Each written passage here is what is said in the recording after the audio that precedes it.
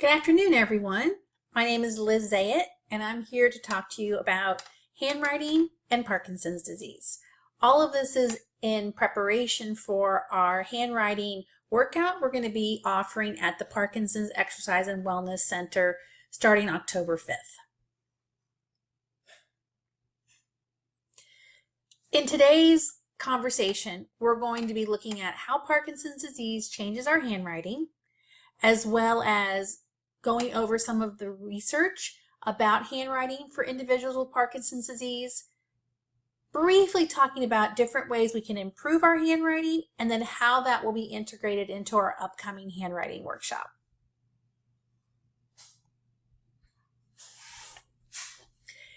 Handwriting is a complex human motion. When we look at it, it seems like it's pretty straightforward. Your hand is gripping something and then you're recording and moving across paper. But in truth, it's a blend of that kinesthetic movement, sensory touch, pressure that you're exerting on the pen and on the paper, the cognitive processes, your motor planning, making decisions, being able to judge spatial relationships in your perceptual skills, as well as the language component that's part of handwriting, because while handwriting looks like it's just a motor component, you're actually communicating words and concepts, which falls in the language centers of our brain. So any one of these things can become an issue, making handwriting a challenge. Now, within Parkinson's disease, we already know that those skills that are more automatic, like walking, maintaining our posture, doing those types of procedures that are well learned, overlearned, around since our early years, those are the skills that are more impacted by Parkinson's disease. And handwriting is one of those types of skills. We learn to hold a pen or a crayon or a marker very early on in life, and then we learn penmanship early on. So that skill of handwriting becomes a habit. If all of you were to just close your eyes and move your hand as if you were writing your name, it would be something you wouldn't even have to think about. You'd just be like, yep, up, down, curly, up, down, to the side, and you would know that it goes up and down as well as goes out lengthwise. And those are the parts of handwriting that are impacted when we have Parkinson's disease. The amplitude of our handwriting, which is how big our letters are, the size of our letters going up and down. The velocity, the speed at which we write. Oftentimes we get faster with Parkinson's disease, and then that can contribute to some of the legibility issues. Our length shortens. We don't write our words out as far, so our handwriting becomes smaller and more squished. And then we have the additional component of fluency, where often with Parkinson's disease, just generating the language and the words we want to say becomes more of a challenge. One of the ways that we compensate for these issues is by paying more attention to the handwriting effort. But since handwriting is automatic, we don't naturally think, oh, I need to pay attention to my handwriting. We look down and then we go, oh, I can't read what I just wrote, because it's just so automatic for us. So we have to, in our handwriting workshops, work on becoming more attentive to our handwriting. Micrographia is the term that is given to talk about impaired handwriting within Parkinson's disease. Graphia being the writing part and micro being the change in size of the writing. It's a common part of Parkinson's disease, reported in over 63% of cases. It's due to, as we mentioned earlier, a lot of different factors. It impacts our fine motor skills, it changes our writing size. We become progressively disorganized in our letters. When we learn to write, we learn even spacing across between our letters as well as between our lines, and that becomes reduced within Parkinson's disease. You'll see handwriting that goes down across lines or up across lines, and then spacing between letters becomes much more reduced. Length of writing and then reduced legibility is like the outcome of all of these things. Another impact of Parkinson's disease on handwriting is the impact of hypometric movements. Hypometric movements is one of the motor features of Parkinson's. It's where when you go to move, you are undershooting, underreaching, falling short of the movement you're going for. And this happens primarily in our eyes. Our saccade, which is our ability to move our eyes across the visual plane, shortens and decreases, and our eyes don't go all the way through the visual field, they just stop. And so that's going to impact handwriting if when you're writing across, your eyes don't go all the way across the paper and stop. It's one of the contributing factors to why words get mushed in. And then this is true for our arms and our legs. It's not just our eyes that have these hypometric movements, but we don't walk as far. We see this often. Individuals with Parkinson's have more of a shuffling gait because it's harder to do the full reach of movement with the legs. So again, we see reduced writing velocity, reduced sentence length. There's more writing interruptions, and this can be often due to the language issue as well as tremor issues, changes in size of movement, and then the hypometric issues.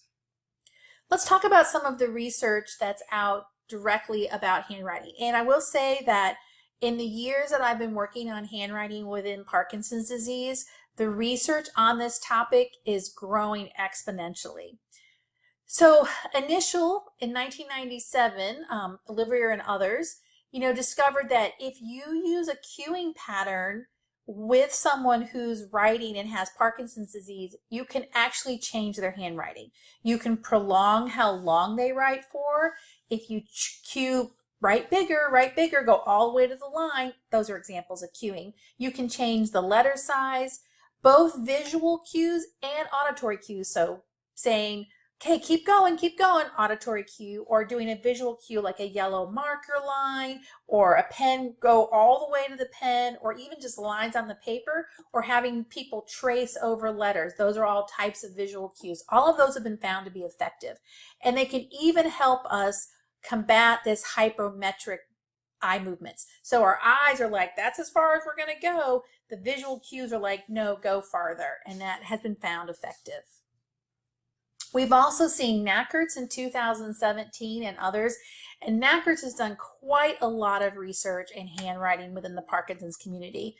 They found that when you did intensive training for people with micrographia, you could change how big their handwriting got, the amplitude, the size of their letters changed, as well as longer amounts of time with the utensil, the writing implement on the page, and less tremor or jerky movements.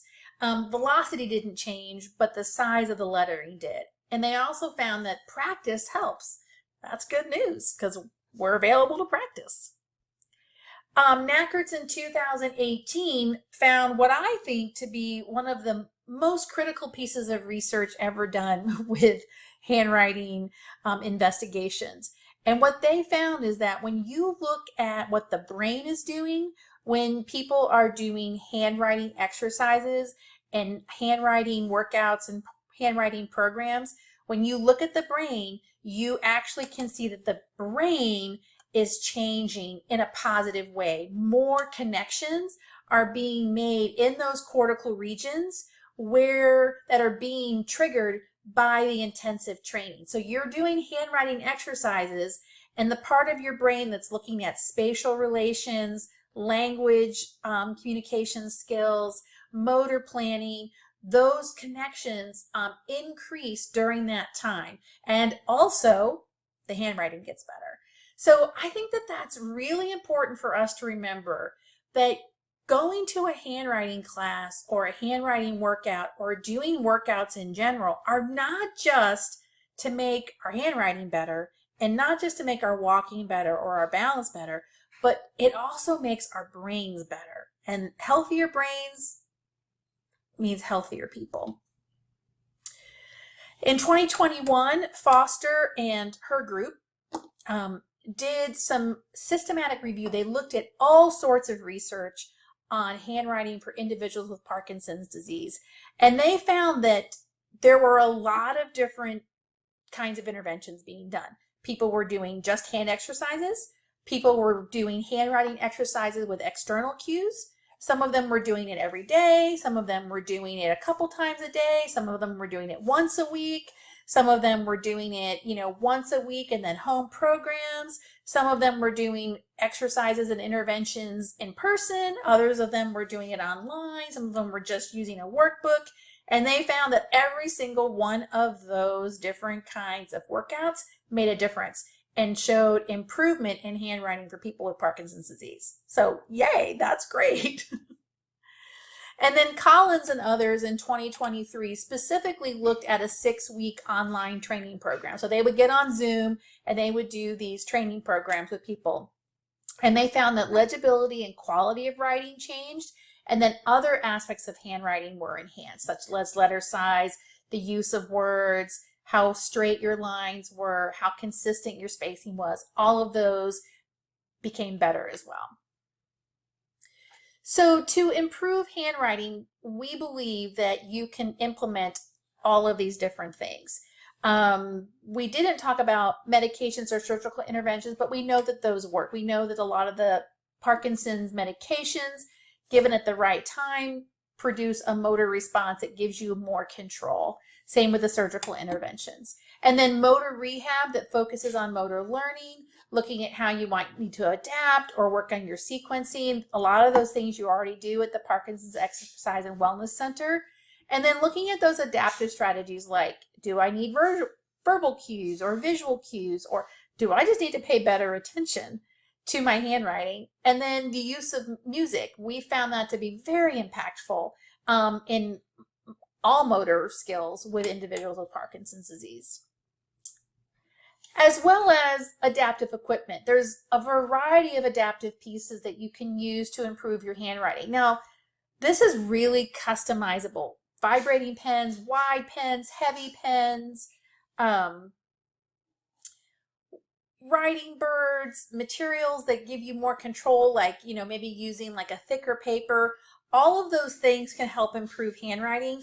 But what works for you might not work for somebody else. So it's very client focused. So let's talk about our handwriting workout. We're going to be doing this at the Parkinson's Exercise and Wellness Center every Thursday from 9 to 9:45 a.m. That gives us time to transition to the next class if you have an exercise class at 10 o'clock that you need to come in for. So we'll start October 5th and we'll go all the way through December 7th, and we'll be taking a Thursday off for Thanksgiving. We'll be doing the in-class exercises as well as giving you home exercises that you can work on when you're not in class. So I'm really looking forward to this opportunity to be with everyone who wants to work on their handwriting. It does not require you to come every week. It's great if you can. But if you need to miss a week or something, of course, absolutely. And then just come back when you're able to. A couple people had asked about, will this help with my legibility? Yes, it will.